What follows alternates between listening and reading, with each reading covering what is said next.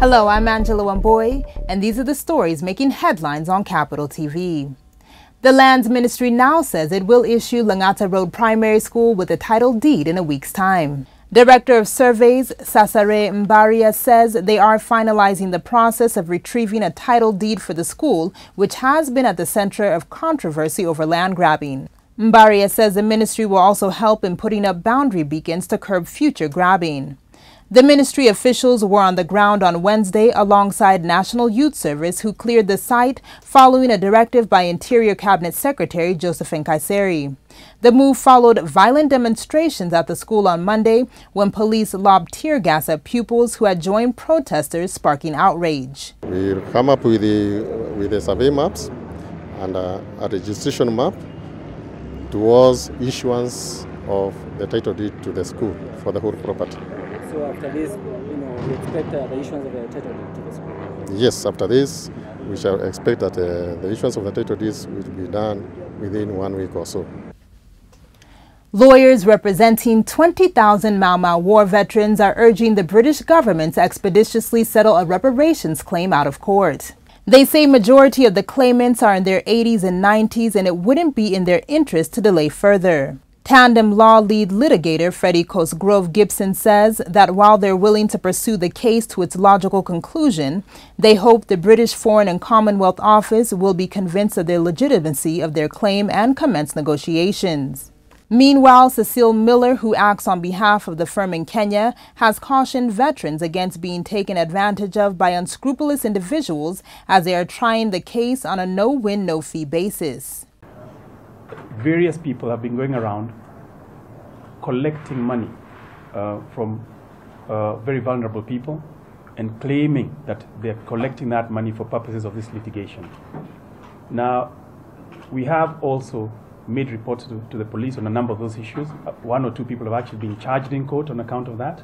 We want to put it on notice, or at least let everyone know that should anyone be going around asking for money, saying that it's in relation to the Mau Mau litigation, that is not correct, not true, and anyone who has paid anyone on account of that should actually report the matter to the police. In the world of business, President Uhuru Kenyatta has urged the World Bank to remove bureaucratic bottlenecks that slow down the disbursements of its loans. President Kenyatta said removal of the hurdles will boost access to funding from the institutions. He says Kenya has embarked on the implementation of major projects that have scaled up its capacity to absorb additional capital inflows. President Kenyatta said removal of the hurdles will boost access to funding from the institution. The president spoke on Wednesday during a meeting with World Bank Executive Director Louis LaRose, who paid him a courtesy call at State House, Nairobi. And now for the financial report.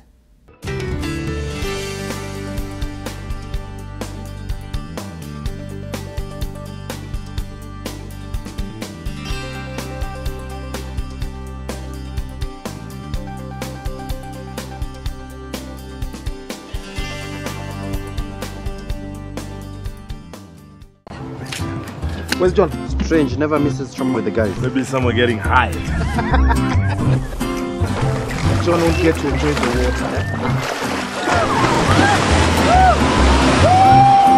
Too bad for John. He's gonna miss out on this round. Hey guys, game has started, man. You won't watch the big game, huh? You won't get to check out the cheeks, huh? I heard you went to see some beaches. John really missed it. Magical Kenya. We are out there. What about you? And now getting into sports. Kenya won her first match at an ICC World Cricket League Division II tournament by beating Uganda by 5 wickets in Windhoek, Namibia. Kenya, who had earlier lost the opening 2 matches to host Namibia and Canada, set a modest target of 130 after Uganda reached 129 all out. And that's a wrap-up of the day's top stories. I've been your host, Angela Wamboy. For more on these and other stories, log on to www.capitalfm.co.ke/TV.